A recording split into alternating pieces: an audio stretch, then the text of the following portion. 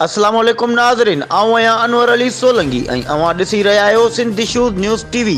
Sindh issues news TV bulletin में अवां खे भली कार ब्रेकिंग न्यूज़ में ख़बर शामिल कंदासीं। सकरंड खां एहसन सोलंकी जी।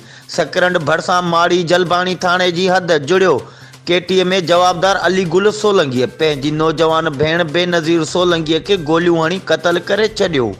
जवाबदार थाणे ते पेश थी गिरफ़्तारी ॾेई छॾी, जिते जवाबदार बयान ॾिनो आहे त 5 साल अॻु मुंहिंजी भेण मुंहिंजे पीउ बख़्शूअ खे क़तल कयो हो ऐं उन खां पोइ पीउ जे क़तल वारे ॾोह में जेल कटण खां पोइ संदसि आज़ादु थियण ते पीउ जे क़तल वारे पलांद में खेसि क़तल कयो आहे। वाक़े बाद माड़ी थाणे जी पुलिस वाक़े वारे हंधि पहुची लाश पंहिंजी तहवील में वठी तहलका अस्पताल सकरंड खणाई वई, जिते पोस्टमार्टम बाद लाश वारसनि हवाले कयो वियो।